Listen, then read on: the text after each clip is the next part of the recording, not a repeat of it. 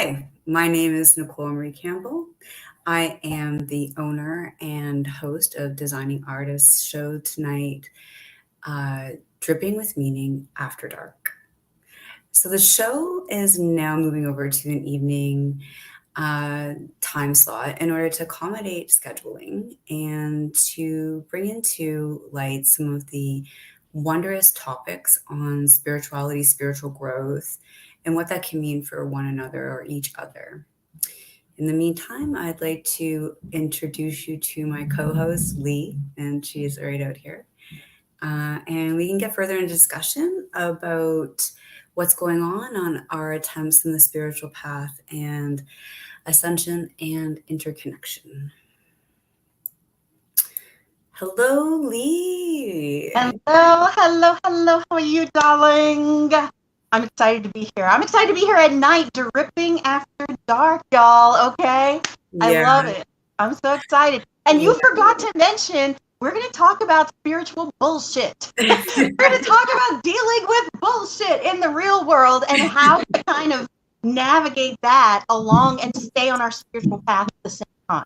You know? Yeah, and how do we, like, realistically, without having to be really proper about it, explaining what I've learned from my third awakening that I went through the last 2 months through a COVID experience, and all of the realms that I was blessed in seeing, and all of the creatures and demons and angels and every level of consciousness that exists.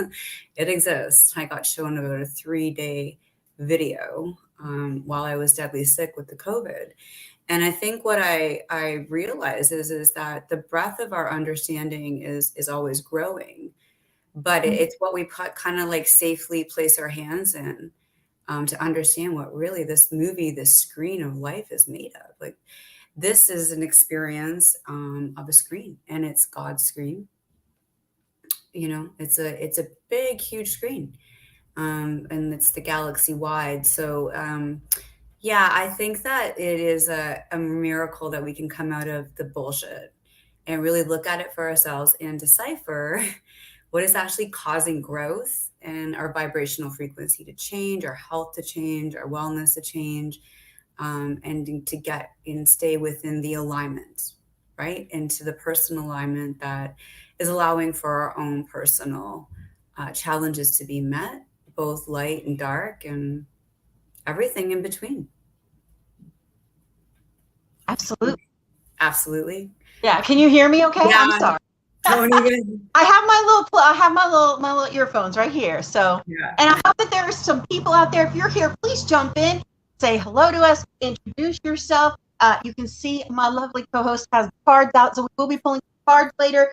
If not for people in the room, then for the general energies of what is happening right now. And you know, we've been going through such transformation. We've been going through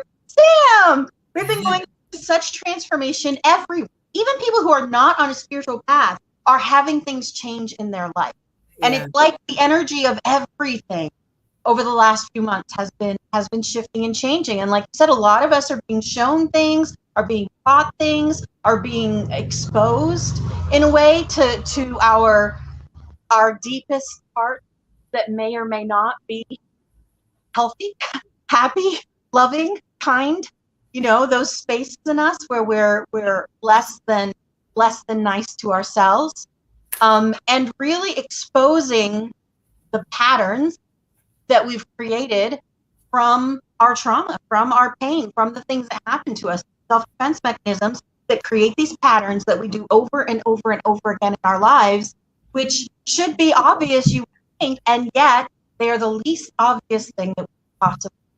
Like, to us, we don't even think about it. I mentioned this today, and I said before, I had an incident a month or so ago. You know about it, Nicole. But so I had an incident, and I ended up in the hospital, and I thought I was going to just die where I was out in the middle of nowhere.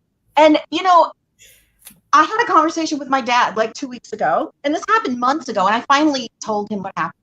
And he said, why didn't you just call 911? Mm-hmm. I don't effing know. Why didn't I just call 911? Yeah, I literally had my phone in my hand, passed out at the top of this fucking mountain, excuse my French. And it's because I had and I didn't realize it at the time, I had such a hang up about being a burden to anyone, even those who are paid who take care of us in that way. So even to be a burden to the EMTs, I would not call to get help. And I didn't think of it in that sort of a laid out, oh, I'm not going to call because I don't want to be a burden to anyone. It literally never crossed my mind as I'm laying there thinking, I'm just going to die. I'm dying. I'm literally dying. I'm holding a phone in my hand with service the entire time. We hide those spaces from ourselves. We hide the most obvious changes that we could make from ourselves. Yeah, without even asking. Bullshit. So, like, without even asking, I was going through a similar situation, and my brain and my programming was like, I shouldn't ask for help either. You're not allowed to, right? Right. So, if the childhood experience was, I'm not meant to ask for help or bother adults, and the adult experience, when you're experiencing yourself still having those difficulties, it's great to translate through card readings and I think spiritual work, that kind of stuff, because you can look at it non-objectively and give yourself the space to realize, like, your honest perception is coming from a space of really not wanting someone to help you, right? Or being vulnerable enough. What is that vulnerability of being held or helped or understood, right? Yeah. And that's And I didn't want it. I was at work and I didn't want it. And I didn't want to have to ask for it. And then I learned that there's a language that helps it, right? There's a language that helps it in the professional environment. Now, if that trickles into your personal relationship, then how does it look that you don't know how to reach out to your partner for help? And if we trickle that into our spiritual relationship, if you don't ask from the universe, your guards, your guides, God, Gaia, Fred, whatever you want to call it, yeah, you have to ask for help because they're not allowed to interfere unless we specifically ask for help. But we forget that we can just dial direct to the universe and say, hey, hi, Luke. It's really funny how we get this temporary amnesia on this path and these blinders that only allow us to see what we want to see at our deepest subconscious self, to keep us trapped in the mire of our destructive patterns, the things that keep us from loving ourselves. And that can seem like a real conscious entity that you can kind of, oh, it's the darkness, or it's a, Satan, or it's, and you can personify it however you want. And maybe it is, who knows? But we have to consciously choose. You have to invite the light. You have to speak the words to your partner. You have to ask them for what you need. You have to call 911 when you need help. You have to ask your lead at work, I need some help with this part, I need 10 minutes off because I know I'm angry. Because as well as not being able to ask for help, you also weren't allowed to show emotions, or you were called dramatic, right? So, like, you're behind a screen and you're working and I'm amazing with people. There is not one person that I've touched on that phone that I didn't help them get the 100% they deserved. I gave them 100 every time, but then I wouldn't be giving myself 100. And I realized through separation with my partner and having more time to myself now, that the 100 you give to yourself is the 100 you can give in your work environment. The 100% that you give to yourself in your home and in your own mind is the same equal opportunity for work or society or play. But in for the God consciousness is in the 100 knowing you are made divine. It's leveling out the playing field. It's knowing you are 100% divinity in this physical body and no different than God, goddess, or anything in between. Like, we are divinely connected to everything, whether we want to see it or not. And our spirits do know that. And that's why our body gives us the lesson to get brave and to get understanding and to look at oneself as a divine being and to knock out, the less radical play of like, this is just simply a night life. It isn't. this is a blessing being on planet Earth. It's a very big blessing. Our life here is a gift. Mm-hmm. And we spoke about it before. Everything we go through expands the knowledge of the universe. And everything that we're doing is an extreme lesson. Jen is an extreme lesson for us. Everything that we're going is this grand adventure. Like you said, it's a screen. It's like going to the ultimate 3D movie where we're getting to not only experience it, but also choose your own adventure to a degree. And so in that journey, in what we're doing, in this space where we're feeling that people pleasing, where we don't ask for what we need, where we don't speak the things we do, we don't want to bother anyone, we don't want to be a burden to anyone, we don't want to give ourselves the grace to have 10 minutes, we don't want to set clear boundaries for what's okay and what's not okay. We, in doing, and then we push all of our love outward, right? And I know that there's thousands of spiritual people that do this, push all that love outward. We're disrespecting ourselves. You know, we're literally doing to ourselves the thing that the world does to us by allowing the world to do that to us, by inviting those people into our life over and over. Yeah, we're allowing, but in the same regard, our attraction rate started in such primal moments, right? So until you release the trauma or the drama or what you consider your darkness or whatever, until you see that the pattern, you know, you needed assistance and there was a pattern, until you do the everyday plunging forward no matter what and finding gratitude in your day, you know, until you actually continually line up with, I'm really good at this part, I'm really good at that part, then you won't see the clarity of the other parts. It's not meant for you at that time. But I'd like to see things all as one too.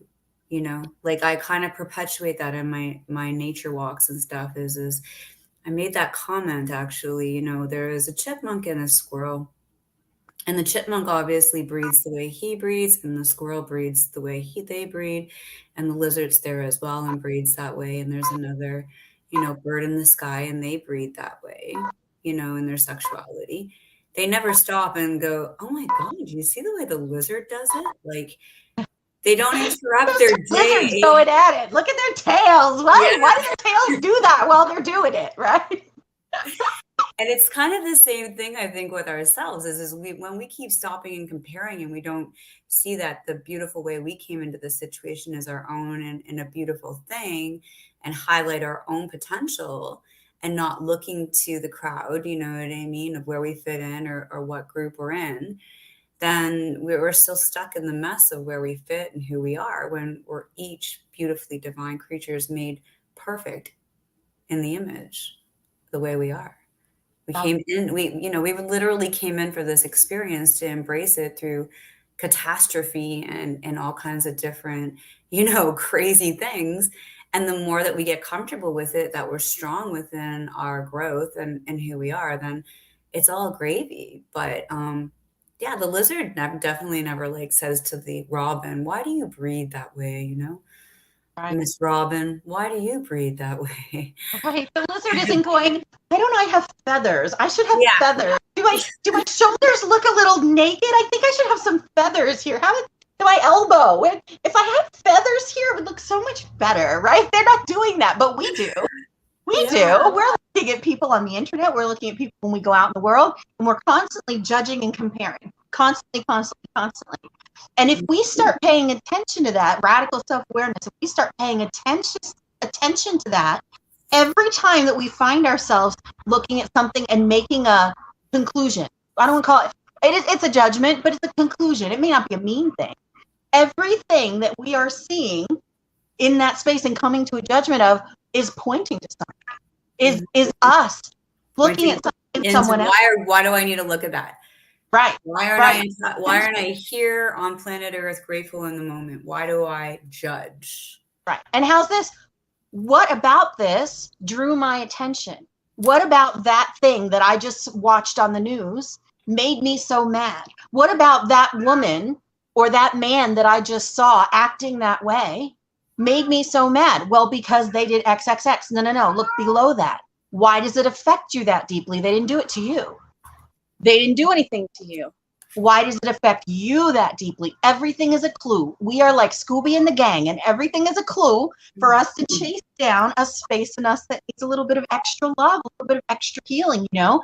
And the spiritual journey that we're on, a lot of people like to wrap it in this giant, you know, sparkle and rainbow and magical this, and there's nothing, you know, like you can't be sad, you can't be mad, you can't speak out, you can't have an opinion, you can't. And yet neutral is the point that we're looking for, objective is the point that we're looking for, unconditional is the point that we're looking for. I know, right? Cuppy agrees with me. That's my cat, Cuppy.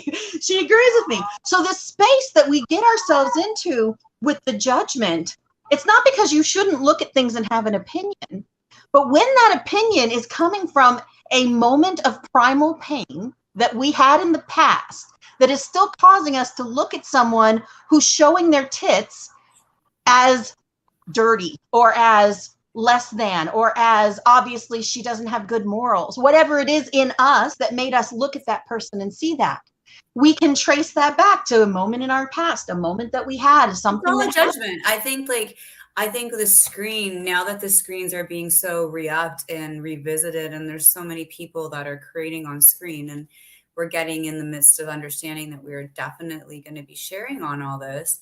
I think what we do is we either get taught that we need to judge, or we feel something within ourselves that is need a lack. And where there's spirit, soul, and an eternity and an infinite awareness, there's no lack.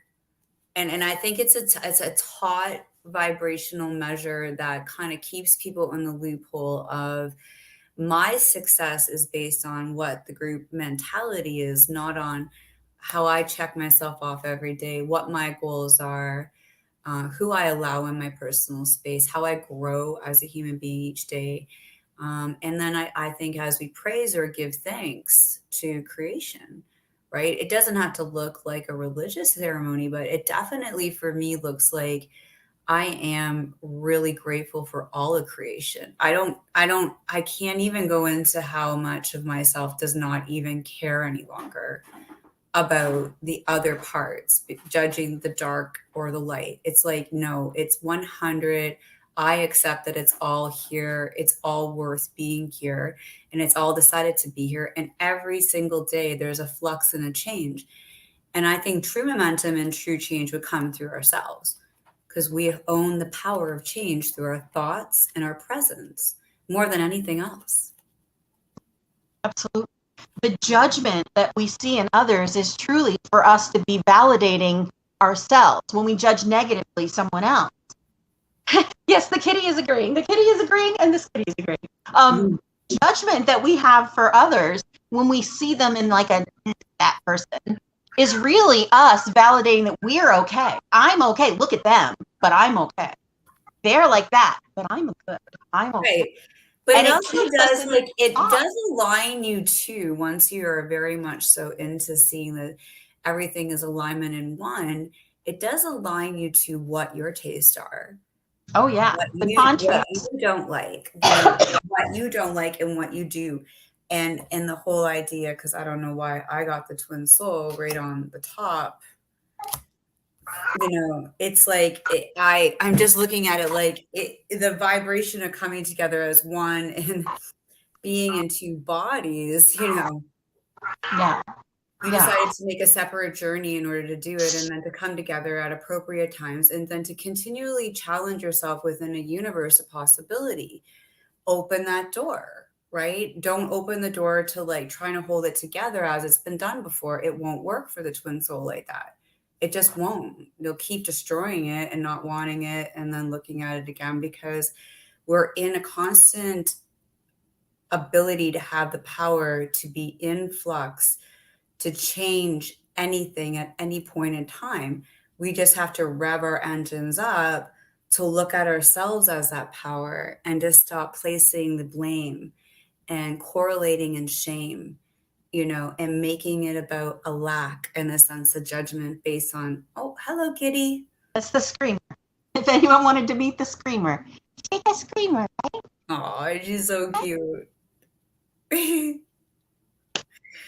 No, Yeah. you're 1,000%, 1,000%, because we can also use our judgment for observation. We're observing, we're learning. We can shift that because we can't change what we're observing. We can't change out there, although by observing it, we can change it. But we can only affect us. We are on this journey, and we are the centerpiece of the journey, each one of us. The movie and the world around us that we see is literally not only our own creation, but our co-creation for us and about us. We're like the FUBU of life, for us, by us. We've created this to have these experiences, to expand the universe, to have these adventures. You and I were talking earlier, if we shift this over a little bit, about if we've been every role, if you believe in reincarnation, we've been here infinite amount of times, which energy runs electricity literally runs our brains. Electricity, energy cannot be destroyed or created. And so we have to have continuous lives. We have to continuously be alive in some way, because energy doesn't actually die. The form dies. The energy goes away, but it can't. And so if you believe that you've been here over and over again, if you believe that you've been reincarnated and you've lived thousands of lives, we've played every role. We've been every color. We've been the villain. We've been the hero. We've been the cheater. We've been the cheatee. We've been homosexual. We've been heterosexual. We have been every flavor of experience that you could possibly imagine. And yet there are millions of more combinations of experiences that we can have in our next sets of lifetimes that we're all having. And so since this is for us, we are co-creating it. That's a real thing, the co-creation. And seeing the difference between what reality is showing you and what your higher self knows to be true. That's the trick. To not buy into the 3D reality, and rather to know that you are shaping that reality with what you are thinking, with your intentions, what you are saying, and how you are moving through it. It is true. And because you're orchestrating the outcome at all times, whether you are consciously creating the outcome or not, and playing the role of what's going on in that moment. Now, do I decide to attach to phony baloney and sit around in it? No, I'm gone within 2.5 seconds. Thank you. I don't have time for that in my day, right? So your self-importance, when it's low and you're used to sitting around with those who are not in harmony with your direct intent or creation, you're going to be seriously uncomfortable a lot until you start to line up with why you came, right?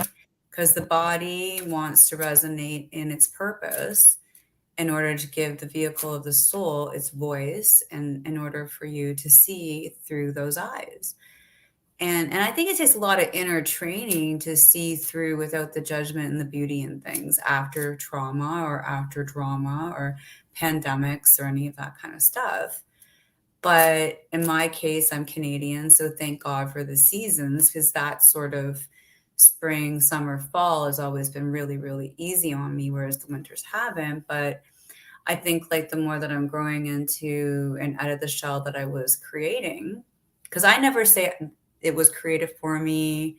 I never say, why is this happening? I just say, okay, this is an experience I came for. I own it. I'm going to live it 100, right? And I'm going to give it my 100. And each time that I get those mild irritations or lessons that come up still, I can definitely see myself letting go, because I'm like, you know what? Eternally, I really want to be my most liberated, strongest self, right? And so it's okay that these little lessons came along. I mean, lessons didn't feel really all that okay to begin with. It was really uncomfortable during COVID. But now it feels like, oh, that's just a lesson. I can brush that off, right? It's not like, I don't really want to hold it and try to keep it. And it's a lesson, let it go. And isn't it interesting how when we're in the moment of the lesson, it feels like the end of the world. And we'll turn on ourselves and go into our darkest hole and, self-harm or really on ourselves. And yet when we get past it, we look back and go, wow, that was the most like amazing transformative experience, and I'm glad that it happened, you know? And yet at each, and then it happens again, and we tend to not remember, oh, right, this is one of those things that happens over and over again that's actually really good for me, even though it feels horrible, you know? Like shifting our perspective on that can change how we move through that experience. Because if you can remember by constantly paying attention and being self-aware, you can remember this is a temporary feeling and you're having this deep emotion because it's tied to some primal point of pain that was connected to you, some primal event. Mm-hmm. And it's going to change you for the better once we clear this out of you, or once you clear it out by acknowledging it, seeing it, loving it, hugging it, kicking it out, whatever the heck you have to do. Mm-hmm. Like it's, if you can remember that at the beginning stages of the next like breakdown, the next thing that takes you there, it changes how you move through the experience. And when the way that you move through the experience changes, where that experience takes you also changes. The way that you move through the hard times determines what comes next. Yesterday got you here, and what you do today gets you to tomorrow, because we're constantly creating. And if you sit in the pity or the sadness or the lack or the hatred or the bitterness, you know, okay, good. Or any of that stuff, then you have, as you move into the next stage, you will have more of that. But if you sit in that space of the pain and the trauma, and even if you're crying like fetal position on the floor crying, which I have done over the last few months several times, and I'm sure some of you have too, hug yourself while you're doing it. Say thank you while you're hysterically crying, cursing in your mind, you know? Ask your guides to give you comfort. You can be completely alone in those moments. And Guides, yeah, if it's your guides or God or the universe or whatever. whatever works. When I had the third awakening and the whole experience, it's a whole conglomerate and it's changing all the time. Like the idea that you can't get divine guidance, or you can't be blessed, or you can't, it's just a frequency that you're turning on or off. And it's only you that's turning it on and off through your own sense of unworthiness on the physical plane. So I say jump over the feeling of unworthiness and jump right into self-love and get over self-loathing and what I can have and what I can't have and what I need, and who needs to get me there for it, because we can do it all. We are meant to and built to accept our all, whatever that looks like for us. I didn't think so. I literally thought that it would just be a lot simpler. And since it got really complicated and everything that I got to see, I kind of said, whoa, okay, I want to back down. I just don't want to participate. And I thought, no, you know what? You're going to move forward again. You might have got like definitely shown, but it's okay, because my inner reality comes with the breath of the light and love of God. It comes with knowing what created us came from love, and that separation creates a lot of anxiety for us all creatures, big and small. And that, you know, that when we interconnect ourselves in that woven sense and know that the consciousness that created us, the being that created us, is immense and wonderful and beautiful of a universe, there is no separation on any level. It's only yourself separating yourself. So whether you're born an ant or a lion, a Buddhist, a Wiccan, you know, a Catholic, a Christian, it's all connected. Every last bit of it is connected. Because you've been all those things before. Because you've been all those things before. Because you've played all those roles before. Oh, yeah, for sure. And I didn't know this is what we were going to talk about. So this is perfect. The universe works in mysterious ways. Because that's how we roll. That is how we roll. Hell yeah. So, okay, so we have these things that happen. We're in this space. How do we move? How do you, because I remember you actually, we had this conversation and you told me something. It made me think of a TV show. How can we get past that when we're feeling in that way? And what you had said to me was, I think I'm going to do the opposite. When I feel bad, I'm going to do the opposite of what I would normally do. I'm just going to think whatever I would have done, and whatever I'm thinking, I'm going to do the exact opposite of that. And like I said, George Costanza there was a whole episode on how he decided he's going to do the exact opposite of what he's always done. And it went very well for him for quite a while, you know? It's like we really have to shift it to something completely different. And that may not be the right way, but it'll certainly show us something different, a different perspective on that particular thing that we're going through. I'd love to hear y'all out there. Is there something that you do that helps you to pull yourself back into that connection with divine, where you aren't separated, although we're always connected to divine, but we keep ourselves apart a little bit. We keep ourselves separate. We build a wall between our own divinity sometimes because we don't want to accept that we are the motherfucking goddess, Yeah, we don't want to accept. We're the best us that we are, and we're all connected and interconnected through love. I mean, like vibrational frequency and love, whether it's, rose quartzing or rose oil, or understanding like divine love being even the slightest acceptance that we come from love, right? And the separation that causes us, because in the human journey, we didn't have necessarily the love and the affection we needed in order to experience love within ourselves, or love for ourselves, or love for others. So it's hard due to your upbringings, right? Whether it was the neighbor's impression on you, or the church's impression on you, or that thing that happened that's keeping you from understanding the interconnectedness, the, interwovenness that, like that's why my painting is like that, is because that's what it's about, right? I hate doing that, but it confuses me, okay? Go the opposite. No. There you go. It's the opposite. It's like backing up a trailer on your car. You got to go the opposite way. It's confusing. But yeah, a personal atonement and anointment, the personal anointments where you are seeing out of your eyes the miracle of creation, that every inch of every moment is adding up to a crescendo and a rhythm, and this magnificent thing that a Mozart might alight to, or a Beethoven, is actually your life. But when we're restricting ourselves by our fears and anxieties, just socially taught to us by the systems in place, then we're never falling and getting back up again to realize and witness the beauty of our own creating it.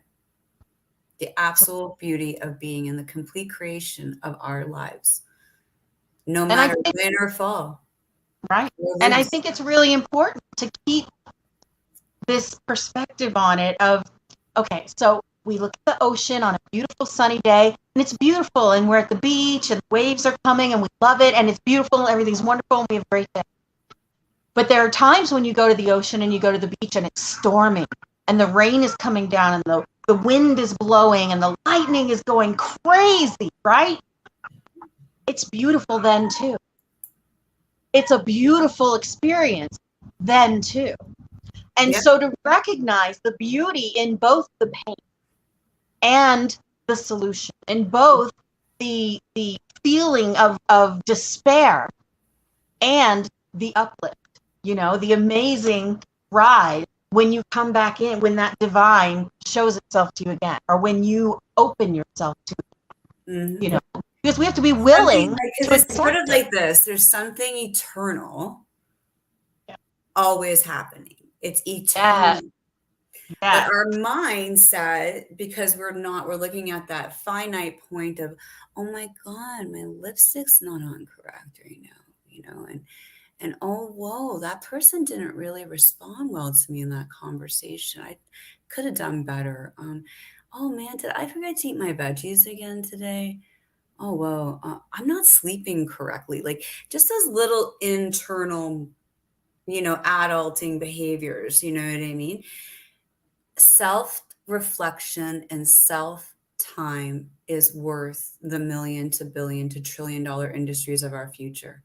We're going to be doing everything by our minds.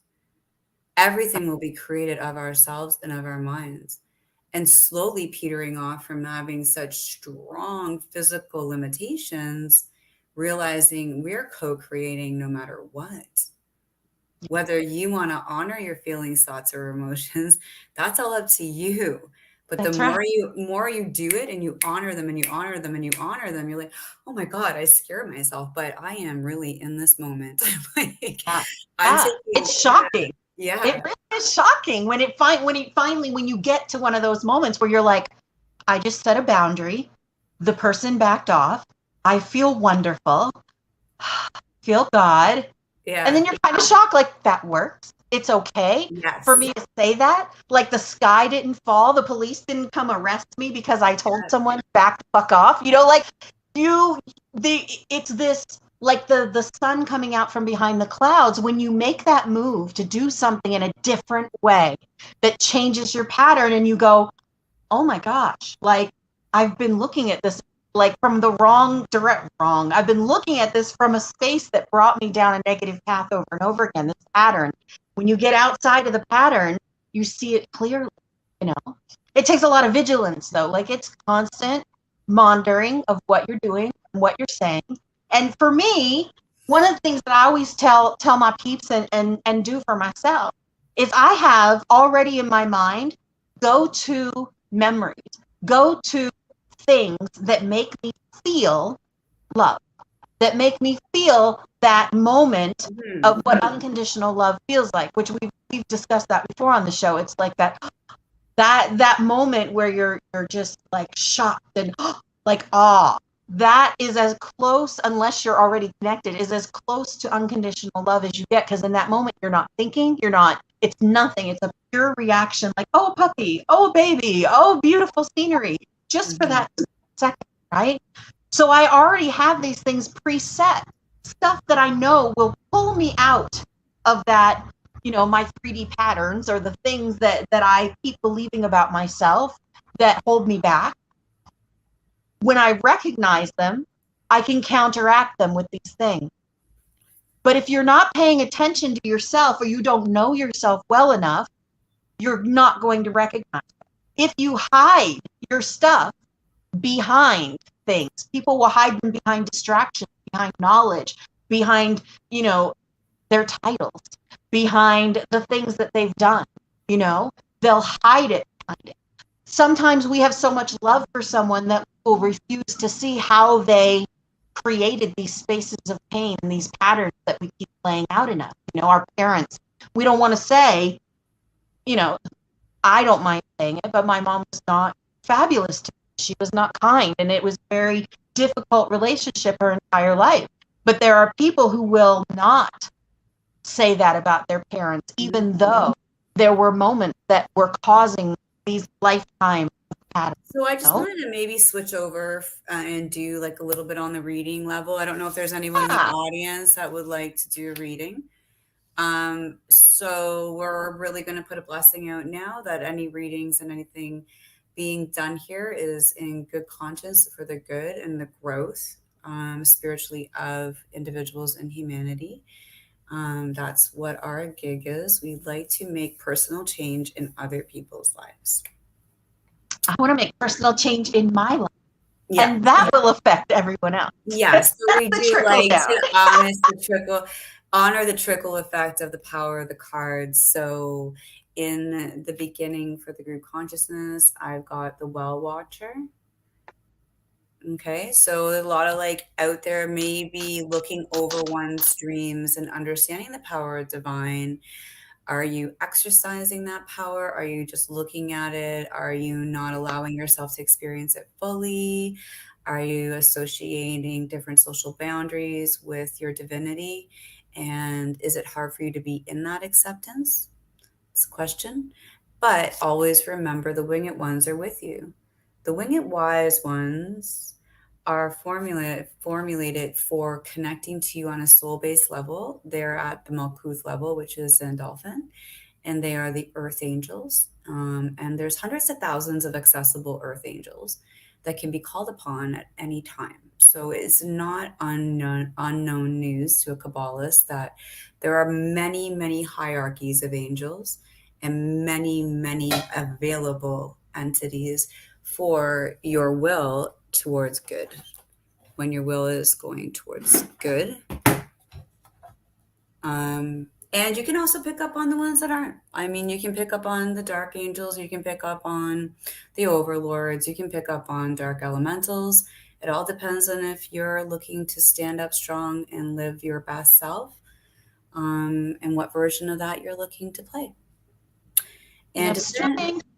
we got we got strength. Build strength. I build strength as a moon, and you brought it right around to that without even knowing. So Wow.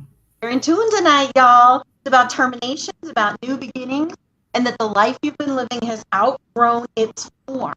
And that form has to die so that new energy Yeah. can come in. You have to empty out what you've been carrying in your cup so that divine can refill you, so that you can be filled by divine.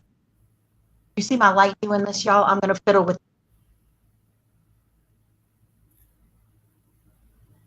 You're you. You fiddling keep with it. talking. You can keep talking.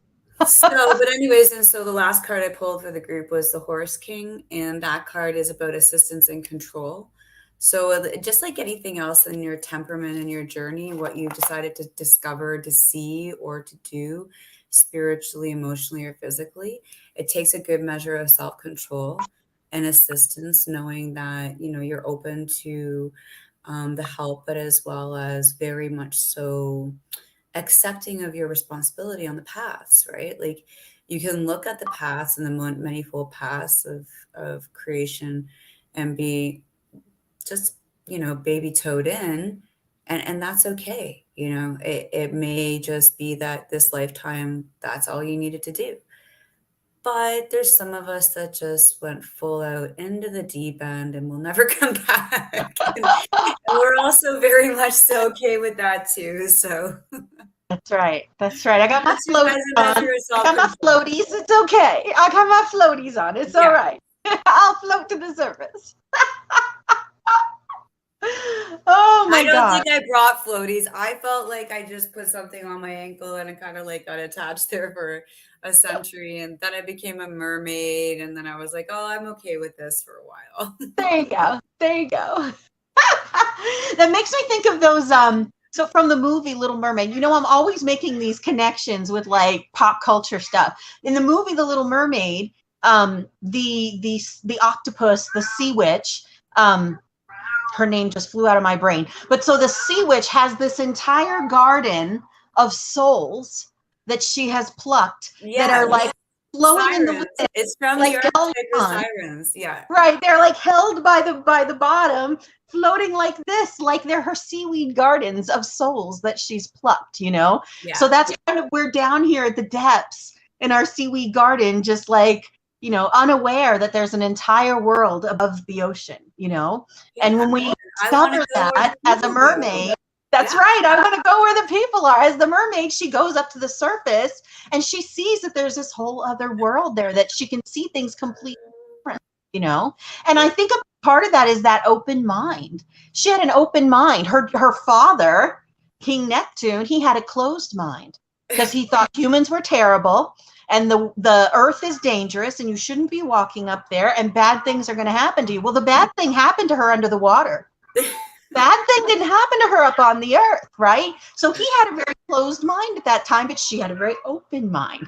Yeah. And that's one of the things I think that really, and I think you're a testament to it, although I don't want to put you on a spot, is having that open mind to look at things from a very objective way, even when you're calling ourselves out on it, is a huge part of this journey that we're on. Yes, absolutely. I would love that. Who's up Yeah. first? Oh, yeah. You do a reading. Yeah. That's a Yeah, good yeah. idea. Pick Yeah. one of your friends. Okay, so if your friends have never done this before with me, everything I say comes from unconditional love. There is no judgment. I don't need you to type a question in. I don't want you to tell me what you're asking. But if you have a question, one of you pick, not both friends and Luke, put in your mind what that question is, what you want to know from the universe, and we'll pull some cards on it. So I'm going to go. I'm going to assume that you're doing that. I will too. Well, of course, Yeah. I'll play along. I love you guys. So Yes, play along with me on this fancy game that we play with these cards. So yeah, I don't know if I I just told you want to guys the explain though story to of people like how magnificent of a reader she is. So my readings are like, you know, I like them. I like my Kabbalah. I really am in tune. But with Lee, she could pick up any deck and maneuver such profound, deep understanding. And it's such a beautiful gift to behold. So very much so grateful for you. I'm so grateful for you. I'm grateful for you. Oh my gosh. Okay, so I'm going to assume that y'all have fought it out and decided who's asking the question in their mind, because I already have goosebumps. I don't know if you can see the hair up on my arms, but oh, okay. It's very overwhelming. Whoever this is, it feels like a waterfall. It feels like a waterfall of emotions right now. Uncertainty is what I feel. I feel a waterfall of uncertainty. All right, let's see what we got. We got a waterfall. Don't go chasing waterfalls. Stick to the rivers and the lakes that you're used to. Yeah, we're showing TLC. Okay, so the Hierophant and the 10 of Rods are the two that we chose. So now the Hierophant, he's a religious person, but what he represents is routine, the way things should be. And the 10 of Rods are about action. They're wands. Wands are about action. Wands are about things that happen in our lives, the way that we move through the 3D world. The 10 of Wands, as you can see, he is carrying this huge burden. So what this says to me is that right now there is a huge burden being carried because of the shoulds. This is how it should be. This is how the world wants it to be. This is how so-and-so wants it to be. This is how I expect myself to be. The perfection that we put on ourselves, that's a really strong one right here, is the expectation that we're putting on ourselves. And that is creating a burden. But the number 10, when we go into tarot, 10 is the ending of a cycle. The cards are numbered 2 through 10 when you go into the different suits. And they talk about a progression in our own transformation. So the 10 is the final one. It's like when you get to the point where you're like, fuck this, I'm not carrying these rods anymore. Excuse my French. I like the cursey words. I like to watch Emily D. Baker. She likes the cursey words too, but I'm big on the cursey words. So let's get a little bit of extra clarity on what is a clarity. Yeah, like what is our biggest thing we're looking at here? How we I'm asking how we can drop the 10 of Wands, how we can let go of the burdens, what to focus on to help let go of these burdens. Oh, okay. I can tell you most definitely too. So you go ahead. Yeah. Yeah. We have the King of Cups, which the cups are about love. And we have the 8 of Pentacles. And 8 of Pentacles is working on something, building something, whether it's something within yourself, whether it's something in the world, whether it's a work project, a life project. It's like this process. Pentacles are money, possessions, abundance, the way that we see abundance, right? So 7 is we've planted the seeds and we're watching it grow. 8 is we've picked the pentacles, we have our hammer, and we're shaping the pentacles into what we want. 9 of Pentacles, I know she's going crazy. 9 of Pentacles is when we get to that space where it kind of comes together, right? So if we connect this to this King of Cups, the King of Cups is a very interesting thing, and I'm taking this very much as the advice portion, because what I had asked was how we put down the rods. How do you put down that burden? The King of Cups are about love. Now, the Queen of Cups is all the love that you can imagine. She is compassionate. She is the loving mother nurturer that every single person would be blessed on this earth to have, right? The King of Cups loves from an objective standpoint. He's like the tough love. Like, I'm going to sit back here and watch you fail. And after you fail and you come back to me, I'm going to tell you that was a good job failing. Try again. Yeah. He's really about detaching from the outcome of things, detaching from it while you're working on it. Detach from how it should be while you're working through it. Focus on what you're doing. Focus on the now, whether it looks like what you want it to or not, whether it ends up with the shoulda, woulda, couldas and looks the way that other people want it or not. Detach from the outcome and love where you're at. So, and Miss Lady of Lightning came up to start with that, which is a surprise is sometimes shock and a total paradigm shift.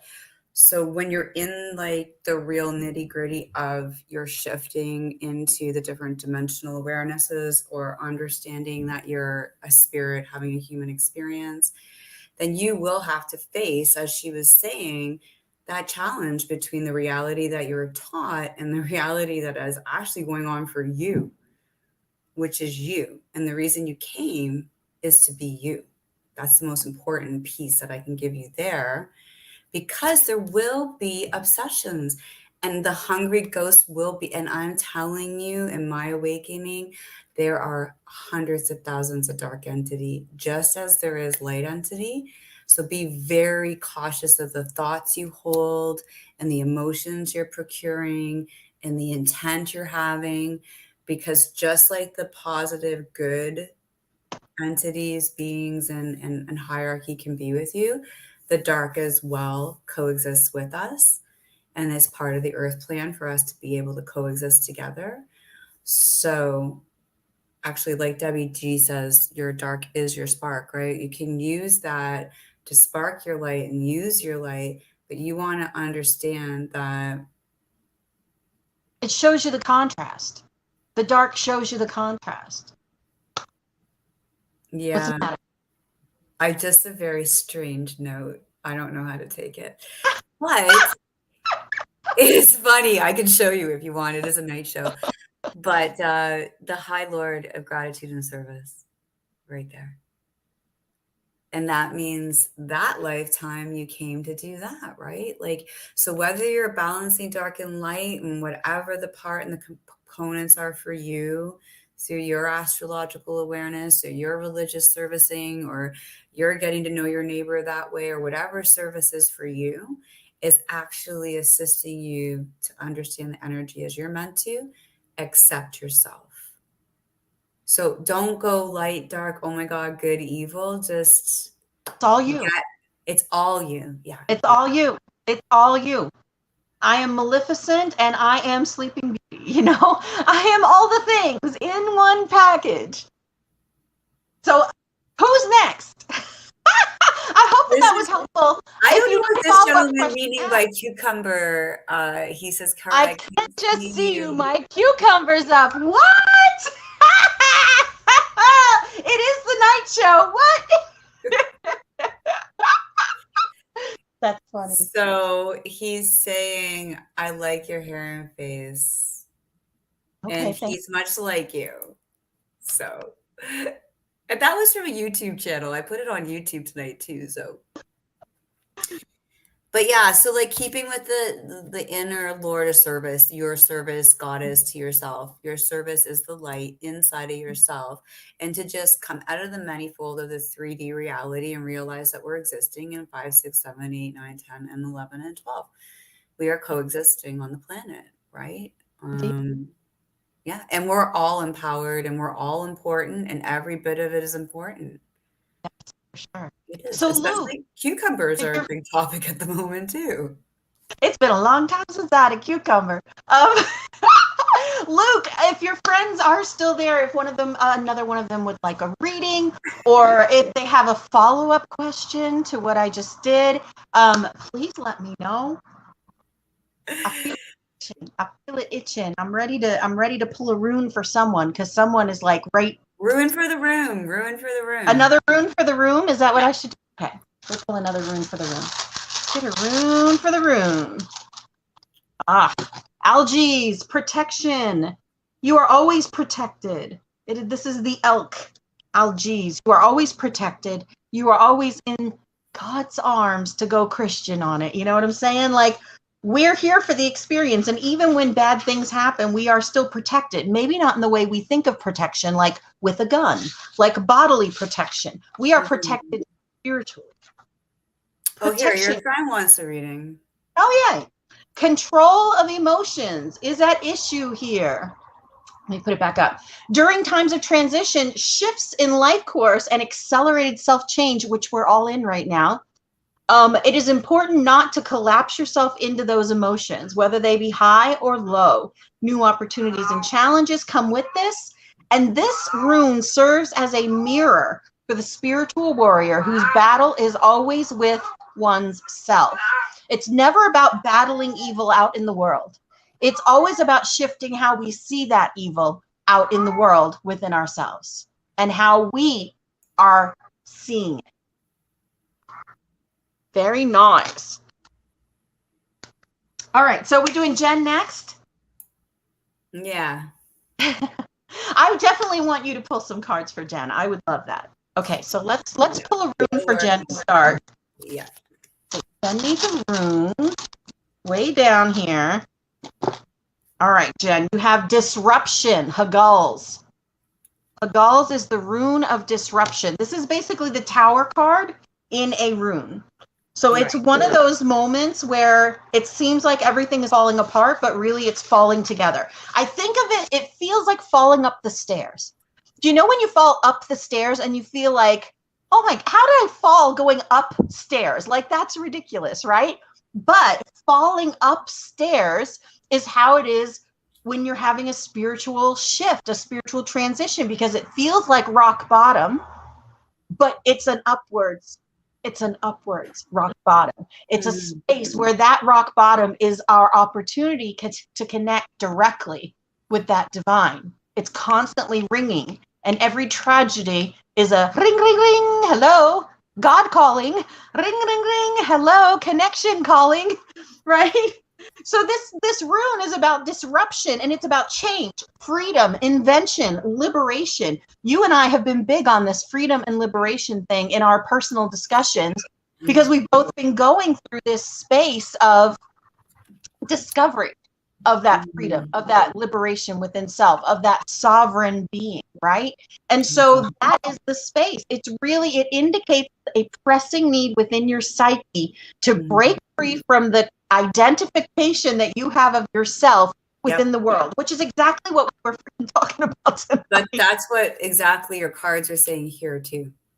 So the cards, they said the exact same thing. So it's like you're basically dealing with your own ghosts, your own personal ghosts, things that just have not allowed you to let go fully yet, whether it came from your past or a past life or not. And that, you know, your overall kindness and being able to ask for help or help those that are in need, as well as being witnessed, is part of your divine power. And with that, there's a great state of compensation and perseverance. So the more that you play in that interlacing to let yourself up and to use your powers, that's also going to persevere on a financial level for you. So there'll be like compensation in the end for your own moving forward. And that is like genuinely what the guides are now saying too. Extremely relevant because one cannot come before the other. You cannot compensate fully in a full non-addicted or afflicted way by carrying that which you learn to carry, and your own power needs to overpower that in order for you to be able to give fully back. Absolutely. That's to a pentacle energy right there. It's the flow, the balance. It's the infinity symbol between the two stars. It's getting that balance of the things I was and the things I was carrying and the things I know that I am and the things that I should. And along with that, Ace of Rods, which is the Ace of Wands. It's about taking action. It's about a gift from the universe. Aces are always a gift from divine of being able to take action, of getting a plan. And that's a big thing. Is moving. She's talking a lot of sincerity too. So like she's obviously at the point where she knows her spiritual growth is very, very important to her. Right? We don't show up for this type of stuff unless we know we're needing to be grounded in who we truly are, and to seek those souls that are also on the path, whether it's directly, indirectly, or motherfucking right up in ya. Like, let's just get her done. You know, motherfucking right up in ya. I love that. Right up in your face. Okay, so with that, I asked, how can we do that? How can we find that balance? How can we take that plan? How can we move forward? I have the Four of Swords, which tends to look very ominous because we have this guy who's like laying out here. He's got these 3 swords above him with this 1 sword below him. Now, swords in tarot are truth. They speak about the truth that we speak, the truth that we live, the truth that we see. And in this, 3 swords is a broken heart. 3 swords, the card is literally a heart with 3 swords stuck in it. So those are the things that have broken us. And this knight here, he is resting. He is healing. He is lying there getting his energy up for the next battle, because right here, he's got the final sword, the 4th sword, which is the ace. The ace of swords is the truth, the gift of truth from divine, the gift of truth from God. So he is resting from his broken heart because he knows that he's able to speak truth. He knows that this sword is going to take him into that action. He is living in the infinite, just like the Ace of Cups, right? Yes. Remind me, the Ace that was an Ace of Cups moment for me. Because like it's like the infinite is everything and anything and all. It's not letting the mind have a million definitions by confusing it with judgment. It's about opening and cracking yourself open and being at the vestibule, being at the bottom, looking up, being like, this is fucking amazing. It's created this way. It's everything. And that connects to this last card that I pulled out for her on that, is this 2 of Cups. Now, the 2 of Cups is often seen as the card of soulmates, but it also represents divine union with self and seeing things from that divine perspective, like you were just saying, like seeing your life, seeing your healing, seeing this moment where you're sitting in the now, knowing that you have that truth, knowing that you are knowing who you are. Oh yeah, she's loving it. And that connection with self. And it also represents partnerships with people, like asking for help, knowing, like calling 911, what we full circle segue on the show, calling 911, asking your boss for help, asking from the universe, asking your guides. This is about that connection between us and the universe. And her card said the exact same thing. Mine said the exact same thing. It's very evident that I kind of alluded to like cold dip diving. Cold dip diving. What is that? Tell me. So there's a big thing going on right now for weight loss and health, and it's diving deep into cold ass water. Ooh, okay. So people go in herds, people go alone, people go in the Atlantic, people go in the Arctic. Oh, like the Polar Bear Club. Yeah. There's a thing called the Polar Bear Club where they go swimming during the winter. Is that similar to that? Yeah.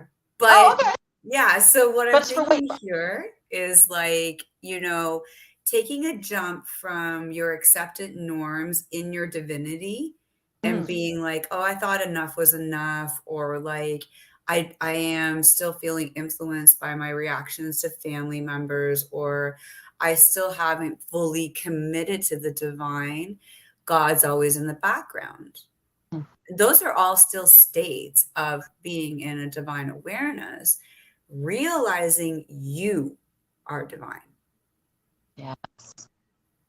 Not just realizing it, but believe. Yeah, it's tearing back everything socially taught to you about how it's only a few who are prophets. It's only those who can do this. It's only because I am the spirit seer. It's no. Everything is divine, and work your way into that and back. Everything. Like the cat. Yes, she's agreeing with you. Yes. Thank you, Sam. Thank you. He gave us a polar bear. Polar bear, yeah. And I do know that there's a thing in Beverly Hills, because I watch all those reality shows where they go and pay to stand in an icy cold, like they freeze them, to try to get their little, I guess it shrinks the fat cells or something.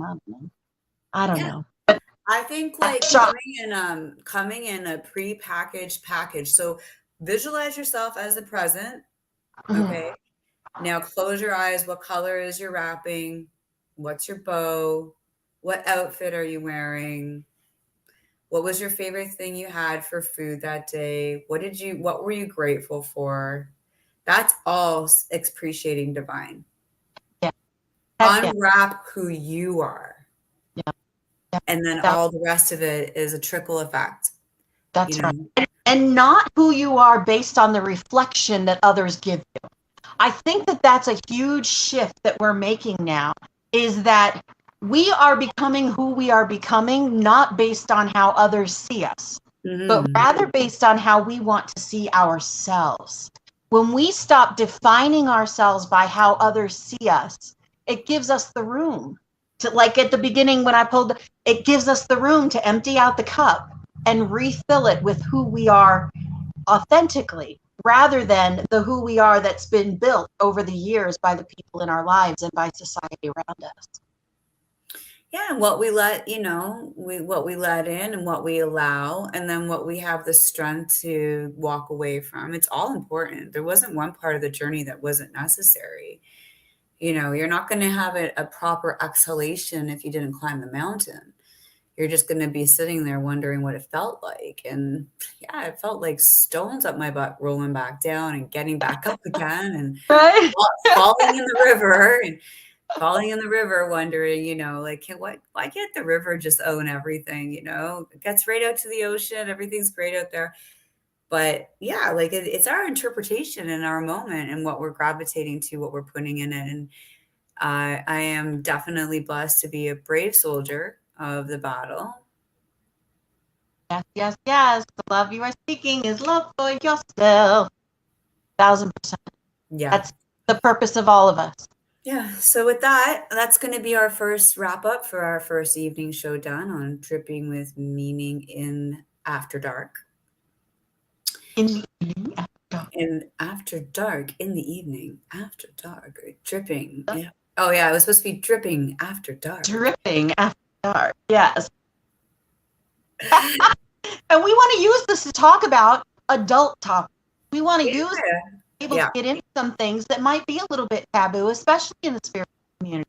We want to get into this to talk about how we move through society and what society looks like and what's going on in the world, but not from we're going to point the finger and talk about the oppressors, but rather how can we move through those things that we do? How can we take those experiences and shift them from within? Because we are the change. Be the change is literal. It is literal because our energy affects everything around.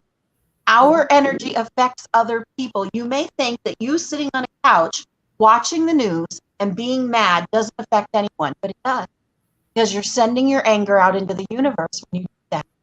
And when you can watch the news and you can neutralize and you can send unconditional love and see all the sides and live all the parts in a flash or in an hour, however long it takes, that is what makes it change.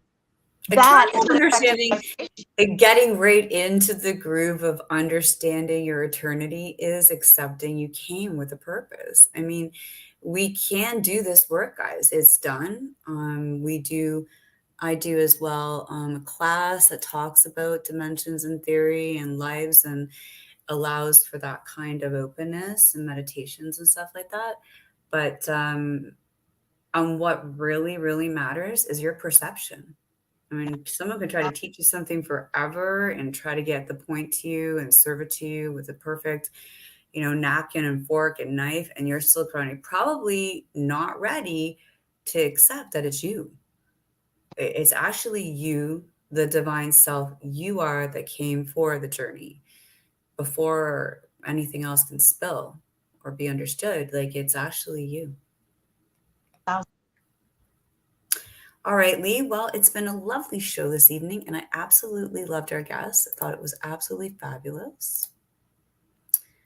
How'd you feel? I love doing it. Yeah. It was fun, and I think this night thing is a great idea. So again, we'll see you in the evening sometime. And in that time and space, take care. Enjoy your field of attraction and who you are and your spirit being human. And as I always say, you are beloved. You matter. And you are so very Thank you so much. That was great. Everybody, we'll see you again with Dripping After Dark.